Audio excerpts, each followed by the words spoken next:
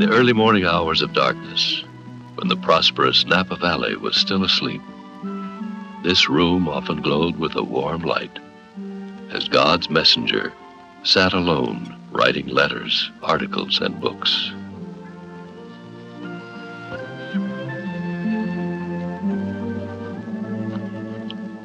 But what about Ellen as a person? Because she devoted so little of her creative talents to autobiography, the many facets of her personality and lifestyle are relatively unknown. But fortunately, there's a small number of Adventists whose memories stretch back to the early years of this century who can say, yes, I remember Ellen White.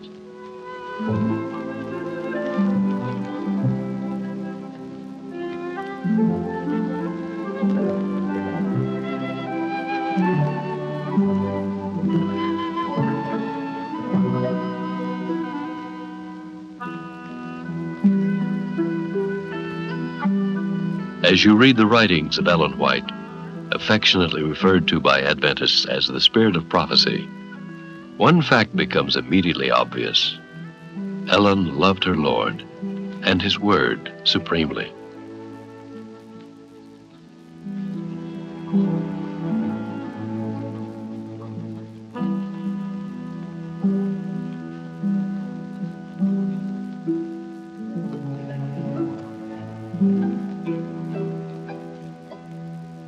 My name is Evelyn Grace. They wanted me to have the same initials as grandmother, but I didn't keep the white too long. The Sabbaths that we enjoyed the most was the Sabbaths when grandmother was going to speak, maybe in Napa or Calistoga, or some of the churches that would take an early morning drive. We went with horse and carriage then. We got up early. My mother would know Friday before that grandmother was going to speak somewhere else, and she would put up a nice lunch. Now, we could have been invited to people's homes, but when Ellen White spoke, she used a great deal of energy, and she needed to relax after she spoke, which she could do with the family and not with strangers or in other people's homes. So we would take a nice lunch, and if it was a warm day, we'd find a place by a stream that was nice and shady. We'd unhitch the horse, spread our blankets and quilts and cushions, and put down the tablecloth, and Mother would have a nice lunch for us. And there was especially I remember in going to Healdsburg, where the road was so narrow, by the creek there. Mother never liked it. We always held our breath because there was no way of passing. If a team came, it just wasn't too good, and backing a team of horses on a narrow road isn't much fun. We loved to hear her speak, and she used a great deal of energy when she spoke. You didn't go to sleep when Ellen White spoke. It was so unusual to hear see a woman at that age with such a wonderful voice, penetrating voice, and a musical voice. It was remarkable. Yes, I knew Sister White in this way. I heard her preach once and saw her, of course. It was in Boulder, Colorado, at the camp meeting in 1909. In a building with an iron roof right at the base of the Red Rocks there. It's on the campus of the University of Colorado. And she was there. I suppose there were 200 Adventists, and maybe the rest of 1,000 people or 800 people were just people of the town, people of various denominations that wanted to see the Adventist prophet. I can remember when she came on the grounds in a surrey drawn by 2 horses, and Willie White, her son, was with her, and Miss McIntyre, her companion and nurse. And the meeting that night, she preached to us. I was sitting at her left hand, about, 15 feet from her. Could see her plainly, of course, right there. Platform was about a foot and a half high. And she had this big, thick Bible. She was preaching faithfully, giving God's message. And I was interested. It was interesting. She was just a dear, sweet Christian mother or grandmother telling us what we ought to do. Just as she started to talk to finish off, it started to rain on that iron roof, and you can imagine. Now remember, no amplifiers in those days, except you carried your amplifier with you. And she had a regular preaching voice, and from this conversational tone or voice that she'd been using, she went into her real preaching voice. And you could hear her voice just like a silver bell right through all of that confusion caused by that rain. She could talk right through the rain noise. And then she talked just about a minute, and then she kneeled down to pray. She told her son, I must pray for us.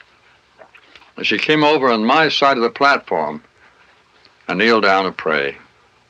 I can hear her now. She said, not our Father, but, oh, my Father. And from that moment on, it was a personal communion between her and the Heavenly Father. In just a minute or two, there seemed to be a mighty power come over that meeting. And I felt it. I was just a boy, and I was a member of the church. I'd been baptized about a year and a half before. And I could feel that power until finally I was afraid to look up for fear I'd see God standing right there by. She was talking with him. She'd forgotten all about us. And she was in the presence of the Lord. And a minute or two more went by, and that whole crowd, you could hear them weeping, crying over their sin. A tremendous revival, really.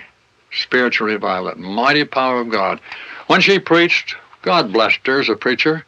But when she began to pray, he honored her as his prophet before the people. I'll never forget it. And in a group, like a group of the family, she didn't talk a great deal. She didn't dominate a room as you might think she might. She took part in conversations. She was not a recluse, but she did not dominate the situation. She just enjoyed being with her family. Everyone enjoyed eating at Ellen White's table. It was a well-supplied table with fruits and grains and vegetables and nuts, many of them the products of her own home farm here. No tea or coffee were served there. No meat was served there. Meals were served at 7 o'clock in the morning and 1 o'clock in the afternoon. Then if individuals cared to do so, they could go to the pantry in the evening and get a light supper. One day, a young man came to the front door all alone, a very boy. So Miss McIntyre told me, and she was agreeably impressed with him, asked him a few questions, and she liked the boy. And he would like to know if he could have a little visit, short visit with Sister White, and if possible, to have a little lunch with her. So Sister White agreed. Sister McIntyre agreed. She was a very cautious woman about some things. And so he came in, and noontime they sat at the table, and they enjoyed it, and they had a little chat, and Sister White spoke to the boy, asked questions, and so on and so on. And it came to dessert time, and they had, I think it was lemon pie. And they soon discovered that the cook had made a little mistake, because, you know, sugar and salt look very much alike. And it happened to be salt, and a little too much salt in the lemon pie. But they ate it. They ate it and didn't advertise it, didn't make any remarks over it. And Sister White, knowing boys, you understand, she raised two boys to manhood, decided to give this boy her piece, and she pushed it over. So he had 2 pieces of pie, well salted. And so afterwards they had a little laugh over it. Well, she would drive through the countryside, and if she knew of a family that was in need, they would take fruit or breadsticks, something to show that she was neighborly and thinking of them. There were nearly 2,000 prune trees on Grandmother's land. Where? We sent some prunes to Fiji, and I remember we even sent some to Russia. Yeah, and Lots of prunes. What do they do with the prunes? Well, they dried them. How? Well, of course, you have to pick them up first. Yeah, I remember that. Which you didn't like to do. But Arthur couldn't see any prunes. So I picked up a little pathway to the middle of the prune tree, make it like a Yeah, I remember that. pie, Yeah. slice of pie. And I said, now, can you see that? And you thought you could. So I said, pick them up. So you did. And that would make about a quarter of a bucket full. And then you'd sit in the top of the bucket and tell jokes. And you'd laugh so hard at your own jokes that you'd fall over and spill them all out. And by that time, my patience had worn out. And what did you do? I got a little switch, and I said, "You pick up those prunes." Kind of a hard taskmaster, wasn't I? Yes, you But were. you loved me just the same. I did, and I still do. Oh, good.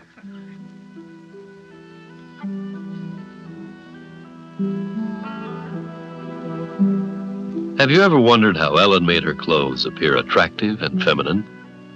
Photographs of the early 1900s lack enough clarity to answer such questions, let alone reveal whether the subject was serene or quick-tempered, somber or quick-witted. I once was bold enough to ask if any here, Miss McIntyre and so on, ever heard Sister White scold anyone. Or was she ever upset, as we say, frustrated, disturbed? And the answers were all no. Well, just once that I remember, personal advice for me was when I was a teenager. My closest friend was one of the doctor's daughters, and she had nicer clothes than I had, which didn't bother me very much, except I wanted them as short as hers were. They came to her knees, not quite. And we were visiting grandmother, my mother and I, and she looked at me, and we were standing by her chair there, her writing chair, and she looked at me and she said, "May, Grace is getting to be a big girl now. Her dresses should be a little longer." And that's the last thing I wanted. I wanted them to stay short, like my friends' dresses. But they got longer. She had a silver pin with a little flower engraved in it and little silver knobs all around it to decorate it. She also had a cameo. She had several pins that she used. She did not seem to be against, what shall I say, utilitarian jewelry, if she could call it that. I wouldn't really call it jewelry or not. She was not against that. And she also wore her watch, which was a Swiss watch, and they made a little pocket in her coat for it. And there was a chain made of her own hair that they in Switzerland wove for her. The end was silver with a few silver links, then her own hair, and then the little chain went through and then over into the pocket on the side. That sort of broke the monotony of the front of her dress, but she did have all these little buttons down the front and a nice brooch at the throat. We were always interested because the folds were black from these gray mothers, but of course they turned gray later. Well, one of them had a little coat, and her mother wanted to see it, but it was raining. And as she was preparing to go, Miss McIntyre said, "Oh, you mustn't go out, Mother." Now, Miss McIntyre was no relation, but she called her mother. "You'll get your feet wet." "Oh," she says, "I have my galoshes." "Yes, but it's raining. You'll get wet." "Well, I have a raincoat and an umbrella." And whatever Miss McIntyre said, Grandmother had a good answer for her. And she went out and saw She wasn't easily stopped when she... Well, she wasn't afraid of snow or rain. She prided herself at the age of 83 of being able to climb these stairs as readily as any member of her household. Well, Brother James told me that she was, as he put it, the soul of wit. Said she never was silly in anything, but she was quick on the trigger and seeing points, and laughing about it. And she believed a good laugh was good for the soul as well as for the body. And she'd pick up things quickly. And if you look for it, you can see a shadow of it in her writings in some places. Ellen White loved trees, and she loved particularly this old live oak tree. It grew to a point where the branches spread clear out almost to the house. And one day, my father came out of the office door and noticed that his mother was standing by the open window, looking out at the tree pensively. And he came over to the window and he said, "Mother, what is it?" He thought perhaps she was heavily burdened with some problem. And she said, "Well, Willie, I was just wondering whether we were going to have to move the house or whether we were going to have to move the tree." You know how it is when you get through speaking and you go out and the people stand and talk and stand and talk and pretty near wear you out. And the kids were getting a little bit rambunctious. And a bit restless, and someone mentioned something about their stubbornness. And James White looked over at Ellen and said to the people, "Well, you can see where they got it." And she responded, "Well, at least I didn't keep it like you did." And No, I never heard that one. You never heard that one? No. No. Books and magazine articles, letters of encouragement and guidance came from Ellen's pen in an incredible volume. In all, over 25 million words. What human mind could generate such a library with total unity of thought? The answer lies in the source of her inspiration, visions from God. About 2,000 visions were given to Ellen White during her 70 years of service. In the earlier years, these were often accompanied by physical phenomena. In the later years, the visions were usually given during the hours of the night. And the visions given to her here in this home, and many of them were usually the visions of the night. It was in this room that Ellen White did very much of her writing. She would come to this room early in the morning, sometimes at midnight. Seldom did she remain in bed resting after a vision was given to her. So coming to the room, she would, after stirring up the fire and having a word of prayer, would be seated in a chair equipped with this lapboard and would do her writing in this corner, and she loved this corner.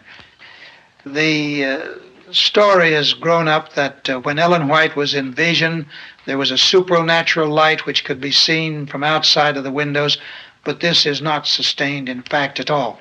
But working in this room very early in the morning, during those long, hard hours when the nurses at the sanitarium found it difficult to work, they could look out of the windows where they were, or the porch at the sanitarium, and see a light in Ellen White's writing room, in this window over there, or this window here. And it was the lamplight, of course, in the room to supply her needs, and it gave them a good feeling. Sister White was working too during those hard hours, and they could work. This particular evening, when she retired early to her bedroom, she asked that the Lord would give her a good night's rest, although she felt very uncomfortable at the time herself. Her neuritis was bothering her, and her heart was acting up. And so she prayed the Lord would give her rest. When she first went to her bed, she turned this way and that way, trying to get her arm comfortable, but didn't seem to be able to succeed for some time.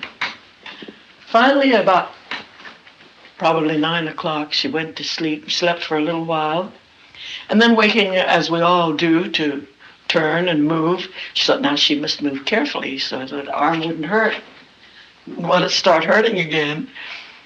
But as she moved, she had a sensation of lightness. Not as the pain was gone. There was no pain. So she moved again, carefully, this way and that, and still the feeling of lightness persisted. And she thought that was wonderful, that the pain was gone, because it had been bothering her very much. And then as she was thinking about it, how wonderful that was, she noticed the room filling with a beautiful light, a beautiful azure light. Now that's kind of a blue, isn't it? Filling with a beautiful azure light. And as she was wondering what that might mean, a voice said, "Fear not, I am your Savior. Heavenly angels are all about you." Well, she thought, if heavenly angels are all about me, I must be in heaven. That's wonderful. No more messages to give, no more misunderstanding to endure. Now I can be at rest. And she had a wonderful feeling of restfulness and peace. The voice said, "Your work is not yet finished." So she knew she wasn't in heaven. When we think of Ellen, a number of titles come spontaneously to mind. Messenger, writer, prophet. But would anyone ever claim she was perfect, above mistakes? The Bible records the shortcomings of its heroes and heroines, and history records there were occasions when Ellen looked back and felt she had made errors in judgment, in contrast with errors in counsel. One time, James and Ellen White had their pictures taken, and they were to go into a book, The Eminent Self-Made Men of Michigan, in 1878. They paid for the steel engravings and so on. Later, they felt that they had used money perhaps that should have been used of some other way, and they published a confession in the Review. For 15 years, Ellen, her son Willie, and his family lived in the town of St. Helena, California. As their homes were a mere 3-minute walk apart, the lives of all were intimately entwined. Memories of Friday evening worship in grandmother's home are still crystal clear to Grace and Arthur, as also are the morning worships in their own home. So we usually had enough to have part singing, and Ellen White was very fond of music. We were just as quiet as worship as we were in church, not a word. And then my father would tell stories of the older days, or sometimes there would be a returned missionary staying over the weekend, and they would tell us the stories about their experiences. Then after worship, we'd sung a hymn. Then we'd each get our Bibles and we studied the Sabbath school lesson. Then we could ask questions. Then we could move about, and we each took turns reading, answering a question. So we were involved in the after activity. Then for the younger ones, they played Bible games, and the adults played with them.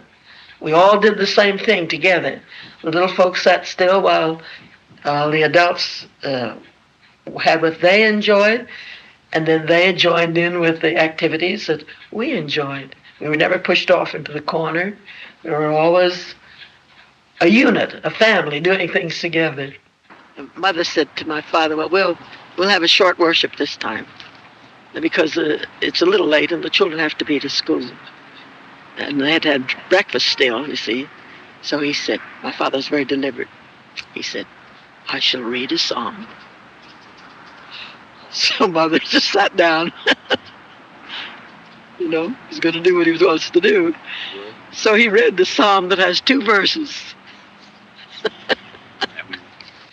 Oh, that we had a wonderful time on Christmas. We took us weeks preparing the things, we children at our house.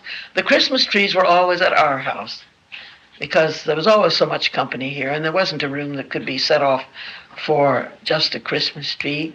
And we went out into the woods and found the best tree we could find, the most perfect one. It took us days to hunt through the woods to find it. We could go through grandmother's forest, and we also had access to some of the others that you do not now. And when we get just the tree that we liked, then we'd mark it. And then when it was nearly Christmas time, we'd cut it and bring it and put it in the 3rd floor bedroom upstairs, which was 12 feet high, the ceiling. And the tree went to the ceiling. As Ellen came to the close of her life, she did all she could to see that her personal finances were left in good order. But she had given so generously there was little left, despite the considerable royalties from her books over a span of 70 years. When her will was probated in Napa Court, a 3-man committee was assigned to assess the value of the estate. It was the manuscripts they found most difficult to value. When my father, W.C. White, opened the vault door and said, gentlemen, here are the manuscripts, here are the records of the book properties, they didn't know what to do. They had to think in terms of what could you sell this for tomorrow at an auction. And so while there was a very large investment there, they just arbitrarily wrote down $40,000. And this, with the other assets, made some $64,000 in actual assets, and there were obligations of $96,000. The General Conference advanced money to the White estate to pay off the debts and charged a reasonable interest rate on the loan. Over the years, the book royalties have more than cared for this expense.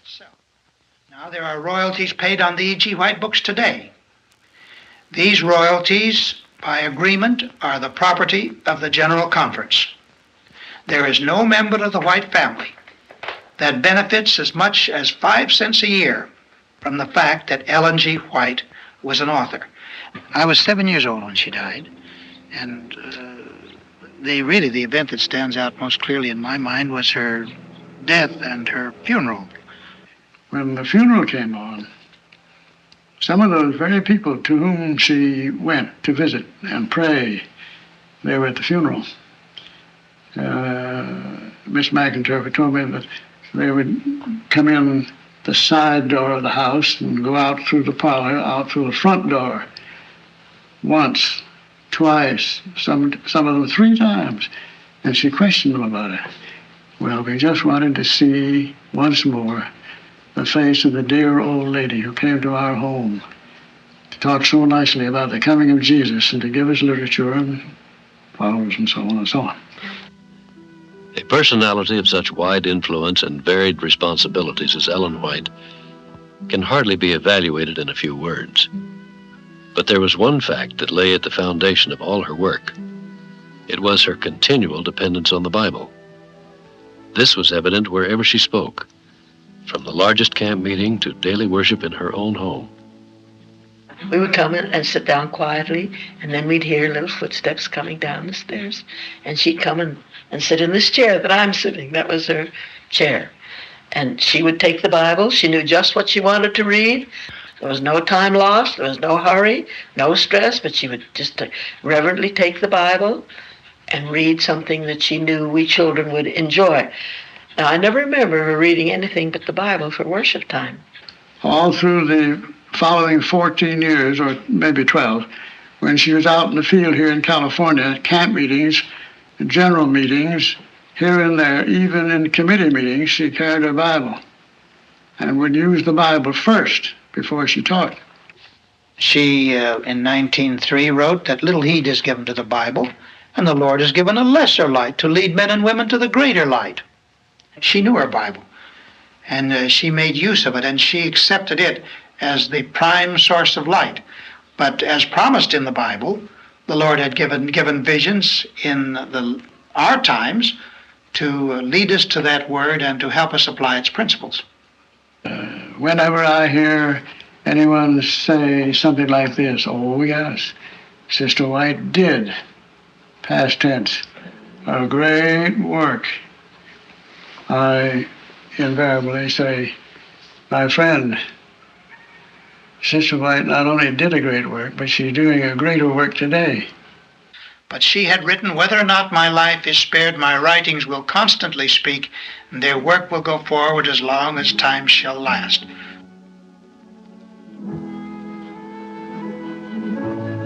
Through the memories of Ellen's contemporaries, there emerges a portrait of a delightful Christian woman, one who was warm in her personal contacts, ever thoughtful of others' feelings, one who had a keen sense of humor, and was proud to walk the stairs of her home unaided, even at the age of 80 years.